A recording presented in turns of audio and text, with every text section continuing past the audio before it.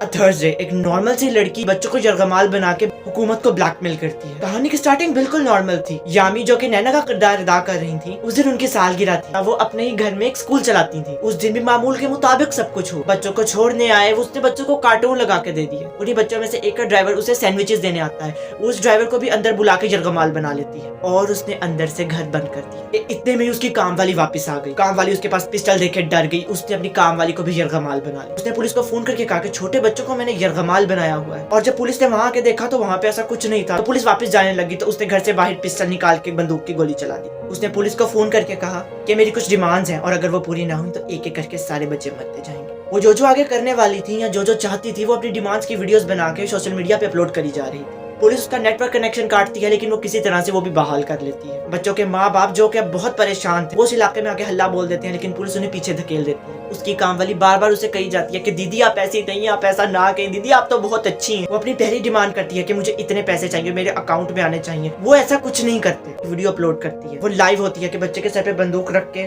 गोली चलाती है और वो जिसका बच्चा होता है वो रोने लग जाते हैं। वो फिर डिमांड करती है किसी थाने के पुलिस के अफसर से मिलने की, लेकिन वो उनका फोन ही नहीं उठा रहा होता। वो फिर वीडियो बना के उन्हें डराती है। फिर हमें पता चलता है कि नैना का रेप हुआ था। पुलिस ने उसका केस रजिस्टर ही नहीं किया कि वो एक हाई प्रोफाइल केस लड़ना चाहते थे ताकि उनकी प्रमोशन हो सके। पुलिस नैना के बॉयफ्रेंड और मदर को लेके आती है। उनसे सवालात करते हैं लेकिन उन्हें कुछ नहीं पता होता। लेकिन उसकी माँ एक बात कहती है कि जो कल हमने भुगता आज आप भुगते। फिर वो डिमांड करती है कि मैंने मुल्की वजीर आजम से मिलना है, लेकिन कोई राजी नहीं होता। मुल्की वजीर आजम को भी मिलने ही नहीं देते। मुल्की वजीर आजम खुद जिद करके मिलने आती है। वजीर आजम का सेक्रेटरी कहता है कि मैंने तो इनकार कर दिया। वजीर आजम ने कहा तुमने किसके बिहाफ पे इनकार किया? तुमने मुझसे पूछा, लेकिन उसने कहा आप तो औरत हैं, आप जज्बाती। वो उसे मिलने आती है लेकिन वो कहते हैं कि तुम्हारा क्या भरोसा, तुम और भी बच्चे मार दो। लेकिन जो बच्चा जिसकी उसने गोली मारते वीडियो बनाई थी वो उस बच्चे को जिंदा ही बाहर निकाल देती है। इससे पता चलता है कि उसने किसी का कत्ल नहीं किया अभी तक। वजीर आजम उससे मिलने जाती है। वो अपनी कुर्सी पे शाना बेशाना बिठाती है। वजीर आजम को सारी अपनी स्टोरी बताती है। वो डिमांड करती है कि वो जिस स्कूल में पढ़ती होती थी वहाँ का बस ड्राइवर और कंडक्टर चाहिए, लेकिन वो दूसरा आदमी तो आता ही नहीं। लेकिन वो बच्ची का ड्राइवर जिसे उसने यरगमाल बनाया हुआ था वो उसे कहती है कि यही गंदा शख्स था जिसने मेरा रेप किया था। तो जब वो उस बच्ची को छोड़ने आया तो मैं खौफजदा हो गई कि अब ये क्या उस बच्ची के साथ भी कुछ ऐसा करेगा। वो सोशल मीडिया पे लाइव होती है। वो बंदूक पकड़ के उसकी तरफ करके कहती है मैं इसको मार दूंगी। वज़ीर आज़म कहती है नहीं, कानून को हैंडल करने दो। वो कहती है कानून ने आज तक कुछ किया नहीं, वो इतनी देर में उस ड्राइवर को मार देती है।